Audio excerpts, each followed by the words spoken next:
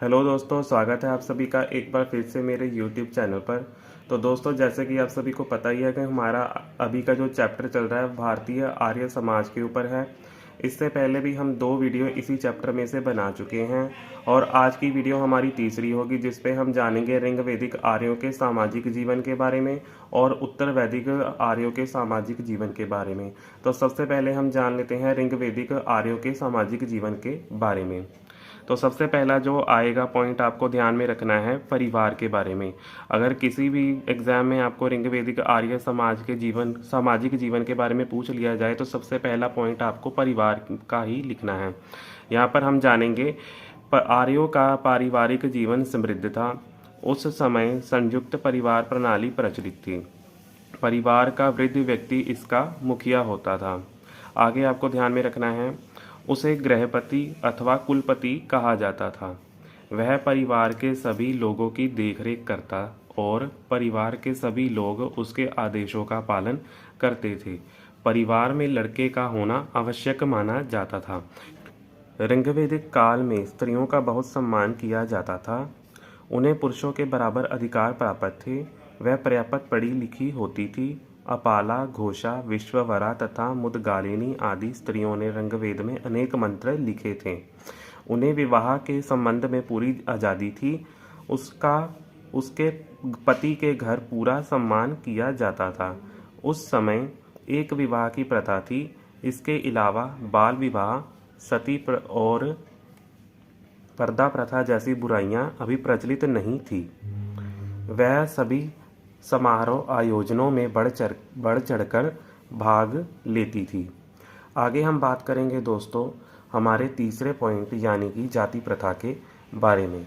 आर्य समाज में जाति प्रथा प्रचलित नहीं थी, यानी कि अभी इस समाज में जाति प्रथा का कोई प्रचलन नहीं था।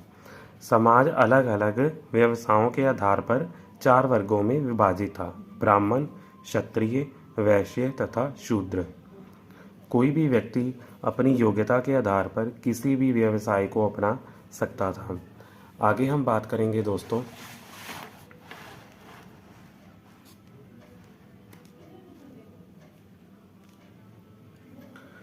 ऋग्वेद काल में शिक्षा प्रणाली के बारे में। तो वैदिक काल में विद्यार्थी शिक्षा प्राप्त करने के लिए गुरुकुल जाते थे, जो वनों में स्थित होते थे।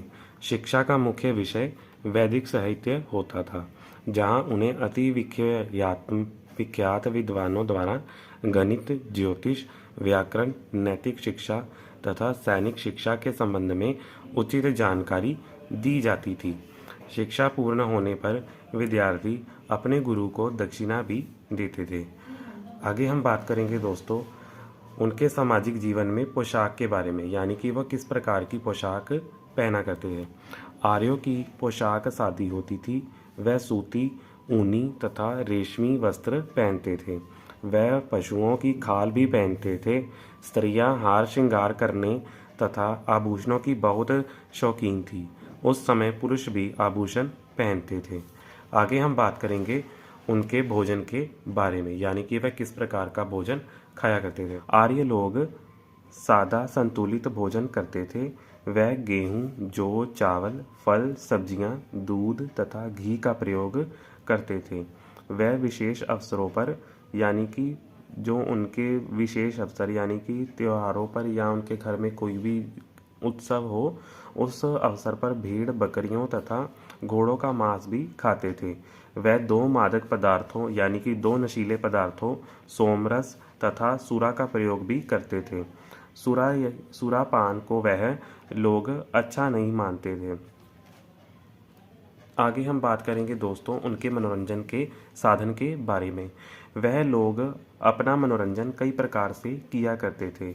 रथ दौड़ उनके मनोरंजन का मुख्य साधन था। इसके अलावा वह लोग संगीत, नृत्य, गान, शिकार, घुड़दौड़ से अपना मनोरंजन किया करते थे। इसके अलावा वह लोग जुआ भी खेलते थे। अन्य विशेषताएं उस समय की दोस्तों और भी कई विशेषताएं थी, जिसके बारे में हम यहाँ पर जानेंगे। आर्य लोगों का नैतिक स्तर बहुत ऊंचा था। वह मेहमानों का हार्दिक स्वागत करते थे। वह लालची, पापी, झूठ बोलने वाले तथा चोर डाकुओं से घृणा करते थे। वह पवित्र जीवन व्यतीत करने में विश्वास रखते थे। आगे हम बात करेंगे दोस्तों उत्तर वैदिक काल के सामाजिक जीवन के बारे में। इससे पहले दोस्तों हमने जाना ऋग वैदिक समाज के, यानी कि ये जो उत्तर वैदिक काल है दोस्तों, ये ऋग वैदिक काल से काफ़ी समय के बाद अस्तित्व में आया था। अब हम बात करेंगे उत्तर वैदिक काल के सामाजिक जीवन के बारे में। तो दोस्तों जैसे कि मैंने आपको पहले भी बताया था कि अगर आपको किसी भी सामाजिक जीवन के बारे में आ जाए तो सबसे पहला जो पॉइंट आता है वह आता है परिवार के बारे में। तो यहाँ पर भी परिवार के बारे में ही आया है। उत्तर वैदिक काल में भी परिवार ऋग वैदिक काल की तरह संयुक्त तथा पितृतंत्रात्मक ही था, यानी कि उनकी तरह ही सेम था। स्त्रियों की दशा। अब लड़की को जन्म देना दुख का कारण समझा जाने लगा। दोस्तों यहाँ पर आपको ये ध्यान में ज़रूर रखना है कि हमने जो ऋग वैदिक काल में पढ़ा उस समय जो लड़की का जन्म लेना था वो अच्छा माना जाता था, परंतु उत्तर वैदिक काल में अब ये लड़की को जन्म देना बुरा माना जाने लगा, यहाँ दुख का कारण माने जाने लगा। अब उसे पिता की संपत्ति से वंचित कर दिया गया था। बाल विवाह तथा स्त्रियों को जुए में दांव पर अब लगाया जाने लगा था, यानी कि अब कुप्रथाओं का प्रचलन भी शुरू हो गया था। आगे हम जानेंगे दोस्तों जाति प्रथा के बारे में। जाति प्रथा में अब कठोरता आ गई थी। अब समाज 4 वर्णों में विभाजित हो गया था। ब्राह्मण का मुख्य कार्य पूजा पाठ करना, क्षत्रिय युद्धों में भाग लेते थे, वैश्य वाणिज्य व्यापार किया करते थे, शूद्र इन सभी यानी कि इन तीनों की अपने से ऊपर जो जाति के थे इन सभी की सेवा किया करते थे। आगे हम बात करेंगे दोस्तों उत्तर वैदिक काल में पोशाक के बारे में, यानी कि उस समय के लोग किस प्रकार की पोशाक पहना करते थे। उत्तर वैदिक काल के लोगों की पोशाक में अभी कुछ ज़्यादा परिवर्तन नहीं आया था, यह अभी भी एक समान ही थी। आगे हम बात करेंगे उनके भोजन के बारे में। भोजन में अब भी यह लोग वही भोजन ग्रहण किया करते थे। उच्च वर्ग के लोग मांस खाया करते थे। आगे हम बात करेंगे दोस्तों इनके मनोरंजन के साधन के बारे में। इस काल में भी लोग वही मनोरंजन के साधनों का प्रयोग किया करते थे, परंतु अब इस काल में नाटक भी खेले जाने लगे थे।